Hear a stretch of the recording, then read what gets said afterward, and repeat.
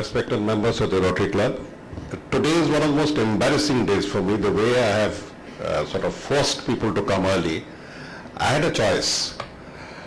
I had given time to Ritik Babu and others, but then I have to be in Vijayawada by tomorrow early morning, and there's only one way to go via Hyderabad. So we are opening the new station there for the new state of Andhra Pradesh.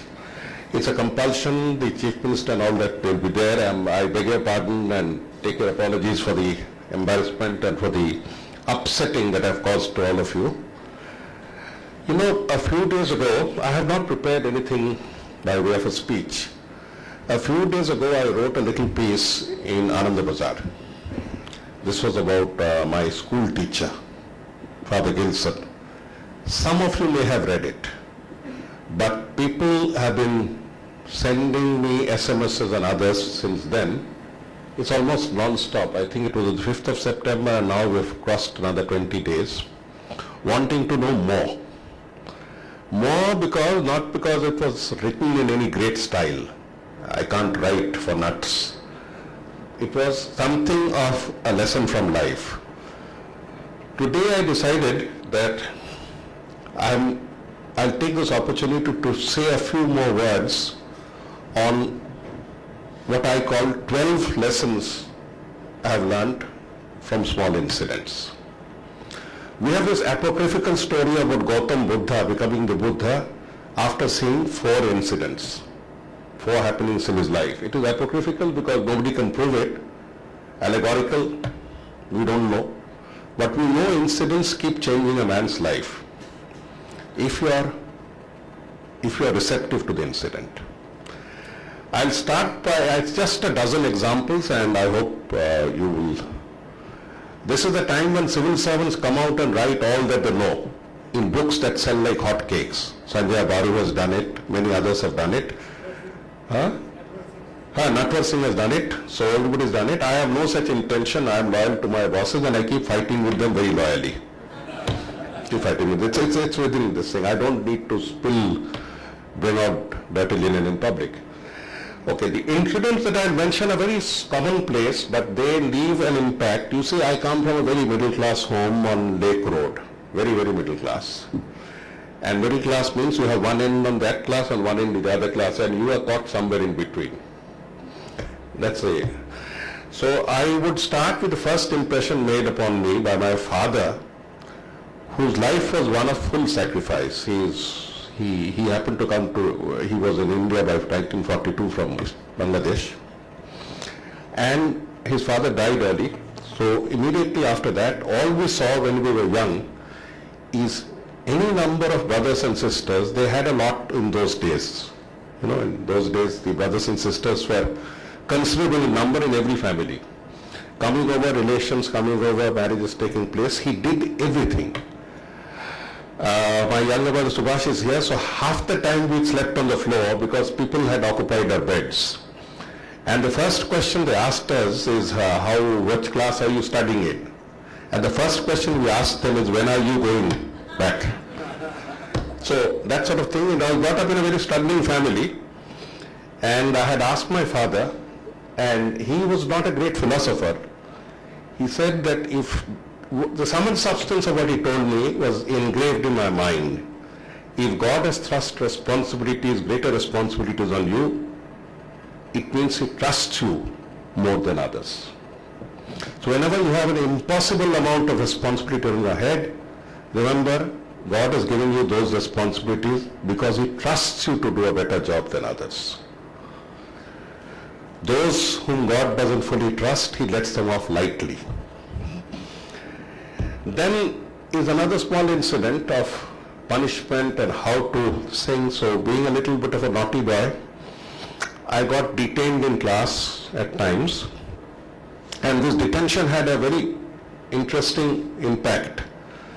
You are kept alone in class after classes are over, and all the boys do this to you, and you stay back and write something 1,000 times. By the time I was to leave, lonely in that huge school precinct of St. Xavier's, trudging my way to a school bag, I used to see outside a gas lamp. just at the crossing of Hungerford Street and Short Street, a gas lamp. And a gas lighter would come and open the hood and light the lamp. After some time I was detained all my life. So I have my biography goes on like that.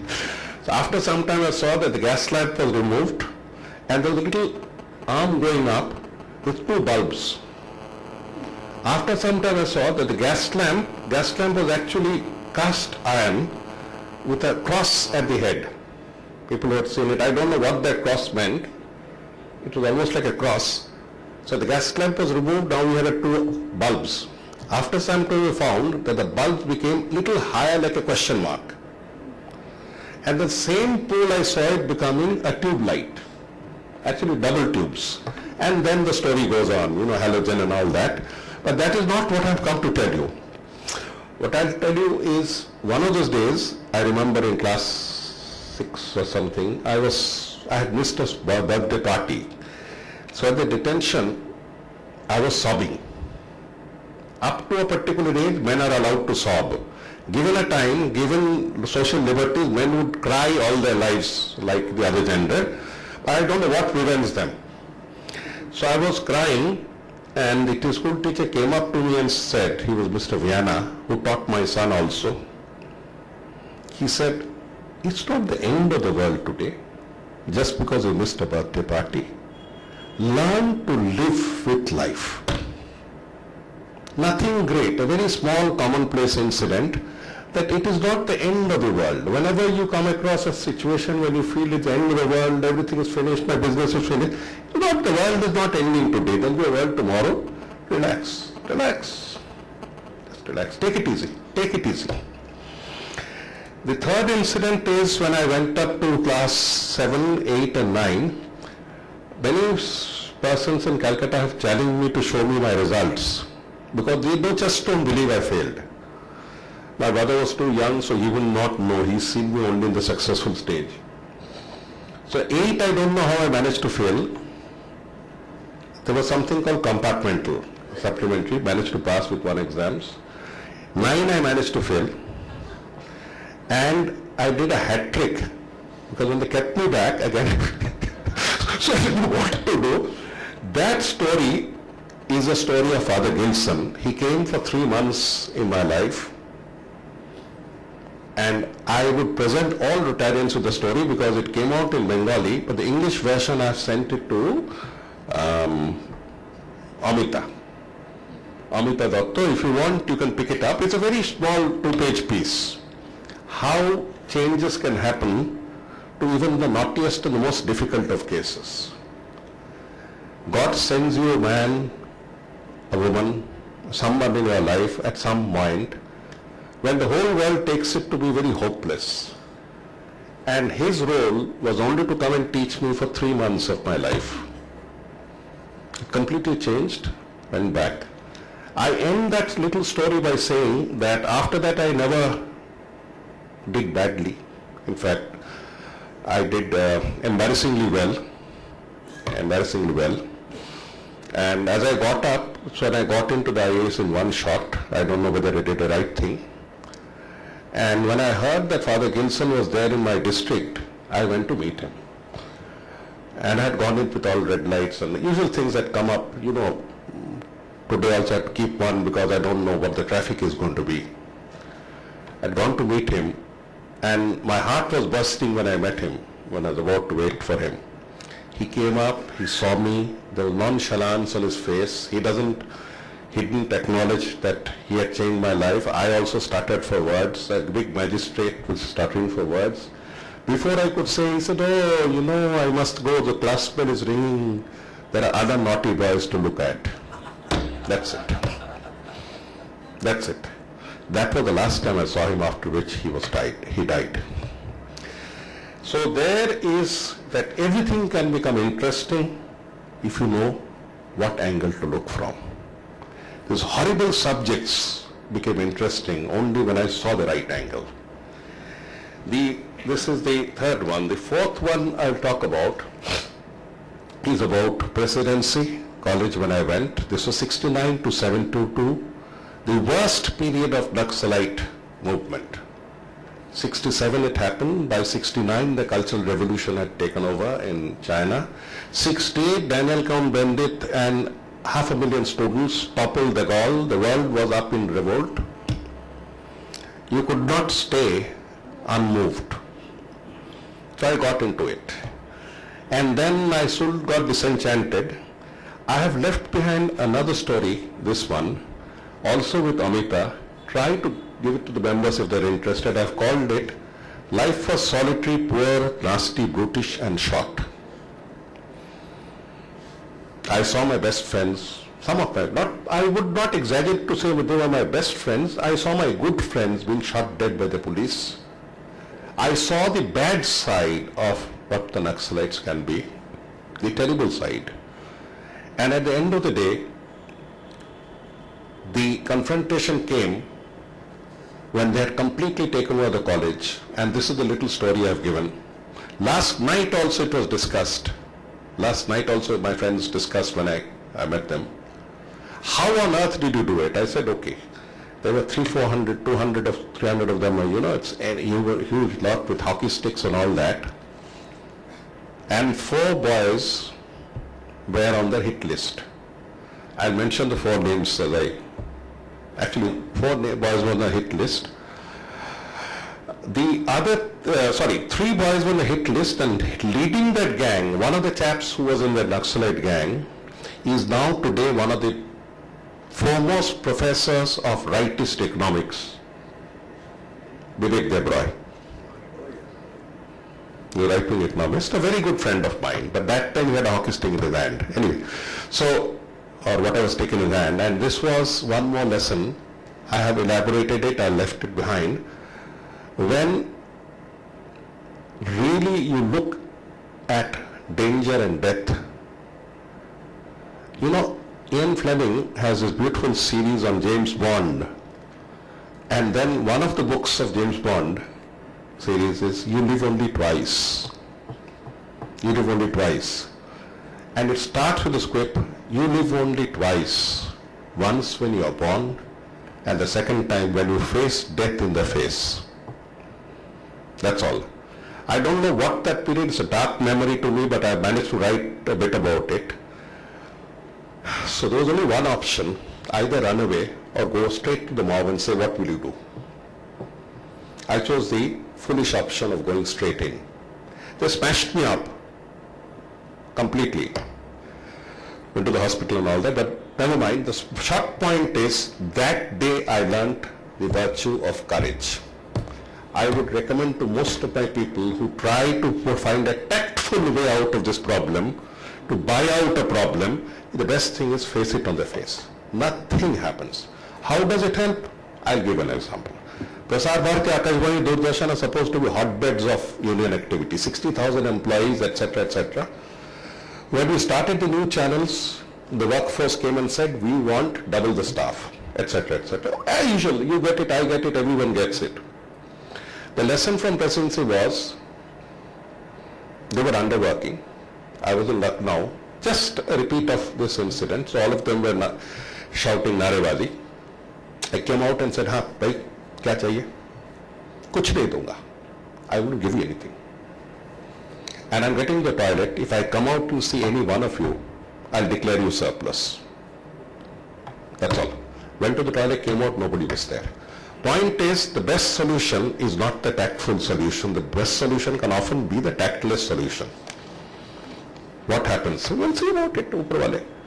The next one, so among the 3 hit list, fellows on the hit list, I have told you the other guy, other side, Vivek Debroy, hardcore Naxalite.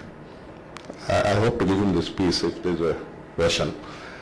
Now, with the present government and all that, nice chap on the whole. That moment he was not nice. He was not nice at all. I wish I could kill him, he wished he could kill me. But 2 more. Ashok Lahiri, who became director of the world, ADB, Chief Economic Advisor, and Professor Abhijit Dasgupta right now in Dean of the University of Delhi University. So we were there. The best thing is our parents thought that actor Manusha Bena. No actor, nothing. So if ever you feel exasperated about son's grandson, relax, just relax. They said nothing, not one of them is going to turn out to be a solid human being. I don't know whether we turned out to be solid human beings, but anyway we survived. Another eerie incident, very eerie incident. After the Presidency College incident, where I have ended by quoting, by mentioning a lady, a young lady who came a little close, and then became my steady girlfriend, so to say. In 1972, 71, the very year, next year, do you remember there was a Calcutta fair, industrial fair? Many people may remember, that's the highest size Catherine wheel that we had seen ever in Calcutta. So everybody was lining for it. Calcutta is a Hujuker city, so I also lined for it. Problem with quoting a lady from a good family is that you have to release them before evening. Otherwise, it becomes very dangerous. So anyway, so I had taken her. We were standing in the queue, two youngsters, two chaps, one was ahead of me and the other was behind me. They started taunting us. And immediately my Bengal temper got flared up. That thing. But I forgot that I was physically not wet. But anyway, they started irritating us and abusing us. So my friend, she's now my wife, Nandita said, please don't get into scraps. I mean, the usual reaction, please don't get into fights. I said, so who's getting into a fight? And it's a question of my self-respect. So look at their muscles, which was very insulting. The muscles so she was only trying to be practical. But then, these things are not done on practical issues. So I decided something has to be done. The Catherine wheel had chairs, the seats. And when my seat came, I was about to go, the chap behind me just pushed me and went forward. I ran after, but that fellow guard stopped me. I said, I'm going to kill you. This lady had already started almost crying, please go, I don't want to go to the Catherine, and I've seen it, please don't get into trouble. Please let us get out. I said, my temper was boiling, I said, okay, something has to be done. The Catherine wheel went on very fast, and I was distracted. All of a sudden, there was a blackout. And on the trajectory of the Catherine wheel were two seats, the handlebars broke. One body came crashing down right in front of us, and one body was flung, one person. And the second fellow managed to cling on. I mean, there were two seats that happened. It came out in the papers, check up the archives.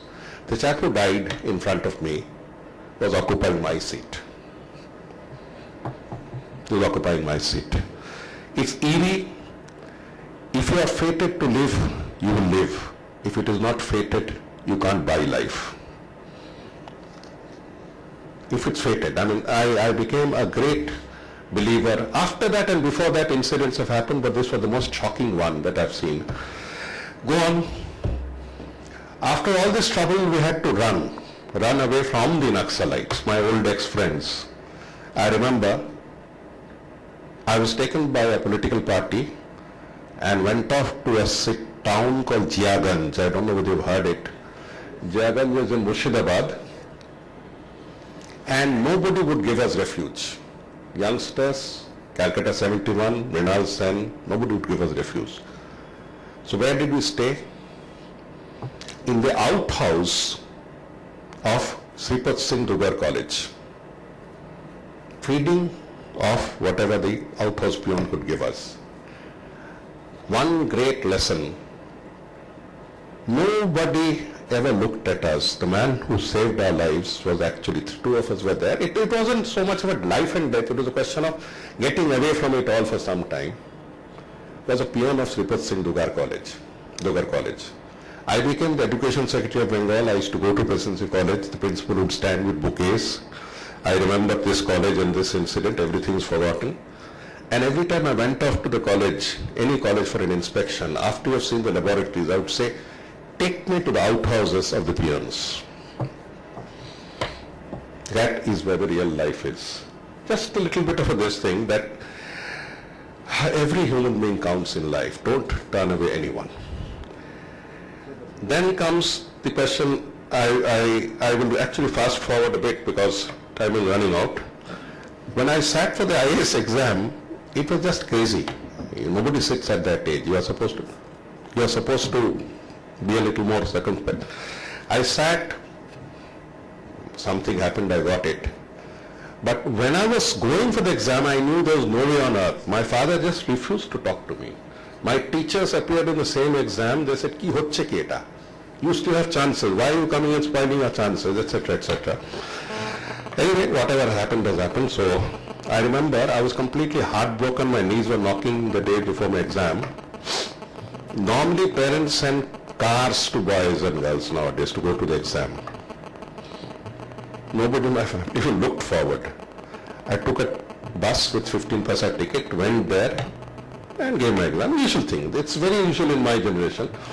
But as I was about to go out of my house, quaking with fear, I don't know what to do because this was a make it or break it. We used to stay next to a jhuggi chhopri, basti.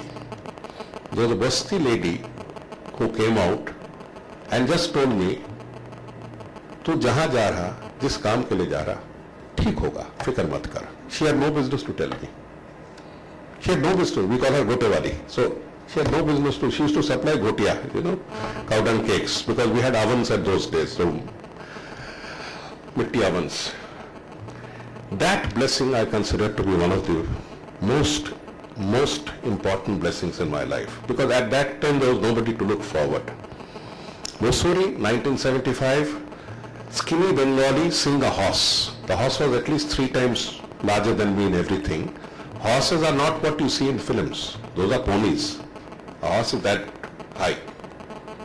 You have to sort of climb up. It's a pretty sturdy beast and smells like hell. So there, horse riding was being taught to us. And the very first day, 2 Bengalis decided the horse is a very dangerous creature. In fact, I could never understand why people loved horses.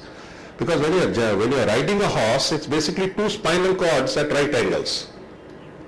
Yours and the horse is walking at right angles. I mean, I don't know what enjoyment to get out of it.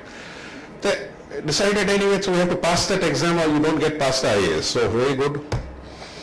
So we decided, and I went up shaking to Bijli, the horse that was, the mare that was given to me. Bijli's head was that high. I'm 6 feet, so that was that high. I looked at Bijli and stroked her head. Bijli knew this fellow won't do. With a lot of difficulty, I got on her and she threw me off. I got up again, she threw me off. After some time, I learned how to change horses, and then I passed my horse riding very well. I started liking it a bit, I passed it very well. The last day when I was leaving the academy, I went to Bijli again and said, "Bijli ko mujhe do. Now I'm a horse rider." So Bijli was given to me. I said, "Bijli beti, I'm not the same skinny guy you saw 1 year ago. Main bahut tough ho gaya. Come." Charod, rode the horse. Every time she was bucking, I was in control. Half a minute I lost my mind somewhere. Bijli threw me off. The lesson was what KPS Menon had said when Mrs. Indira Gandhi was defending the ICS on the horse. When a man and a horse meet for the first time, it is decided in the flicker of a second who will be the master. That relationship never changes. I could change it to everyone, not with Bijli. All situations are like that. In your organization, it's decided in a new place you go, it's decided in the flicker of a second, the employees see you, they make up their mind, and after that nothing happens. After that nothing changes. One incident, 1975, come back to Bengal, and I'm selected by the Bengal government to be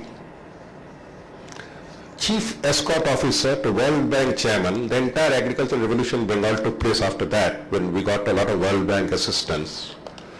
Chief Escort Officer to Robert F. McNamara. Immediately my heart broke.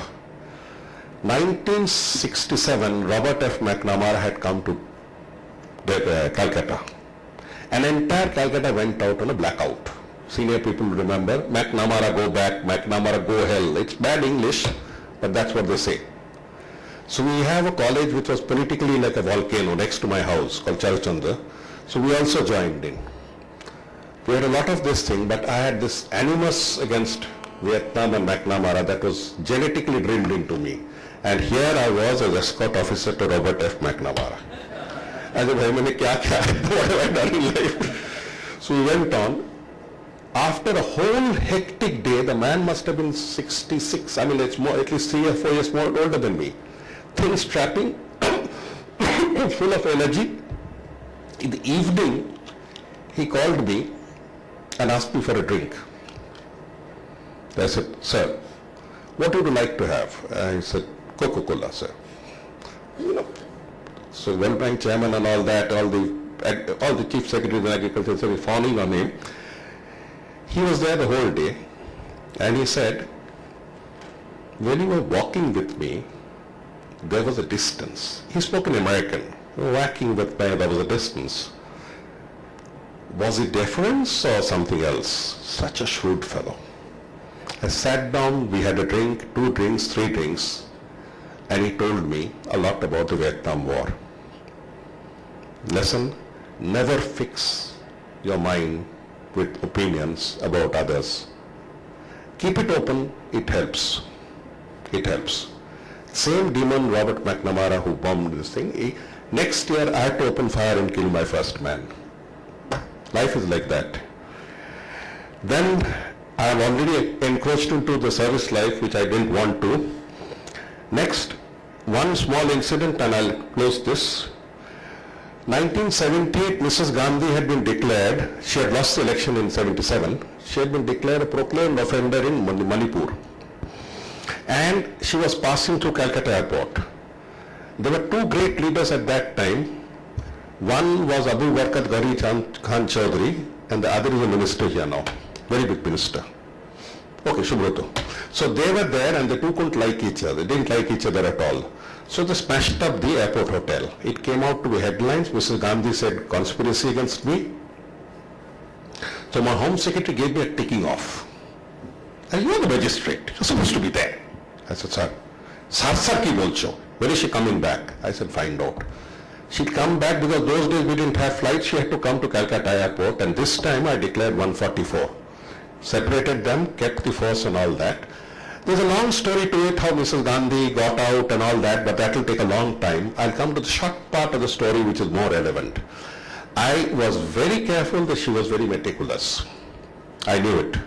So I'd gone to the toilet, flushed everything, seen everything, fan speed, everything, last detail that was humanly possible to see. I am also extremely fussy. When we came up the lift and she started walking, her strides were much longer than mine. Panting to keep pace for the man with heavy black spectacles who smoked a pipe called Pranab Mukherjee. Abu Barkat Chaudhary. I was a little younger and more sprightly, so I was walking next to her. She walked straight to the door. I didn't know what to do. She stopped for a minute, half a second, turned the mat to the right side and then got in. The mat was askew. One thing, the person who has so much onerous responsibilities of a nation and then again should become something, do not use busyness, I am busy, to be an excuse. If you are a perfectionist, you will be a perfectionist till the last day. I play these games with kids who come for interviews. I give them my wallet crumpled up and I start talking on the phone and say, would you please sort it out? After he's gone, I see how he sort it out. If he's got his 500, 100, 10s, 50s and all that in order, he's got a systematic mind. Degree will show. I need the mind. Mrs. Gandhi turning her feet, turning the mat that was askew, crooked, straight, and then getting into the room. Small incidents. I will not carry on with any more stories because I have a plane to catch and I have got to be there just now. I'll end by only one story because I'm getting dangerously close to politics and present society. I leave that for 65 or whenever I can get out. Till 2006, everybody knew I'd become Home Secretary and Chief Secretary and all that. I mean, that is what I had dreamt also of this state. Something started happening in 2005 and 6, and I'm saying it openly. Buddha Babu got surrounded by non-performers. Non-performers, and these non-performers are the one who led him to his fall. Whether it's a good thing or bad thing, I'm not getting in. Nandigram, Shimur and all that, because people like us who talk straight can also put it. By 2005, I was out of favor. 2006, I decided the fag end of my service career to go to Delhi. So one of Buddha's men said that 55 বছর বয়সে কথক শিখতে গেছে. Started learning Kathak at 55 years. I said, okay. I wept in Calcutta airport. I was leaving the city, which is my city, after this thing practically being driven out. I did somewhat well at Delhi, and I'm still surviving there. The last saying I remember, when God shuts one door, don't look back. He will open another for you. When God shuts one door, he opens another. So let's keep it like that, ladies and gentlemen. I have to catch my plane. I'm so sorry.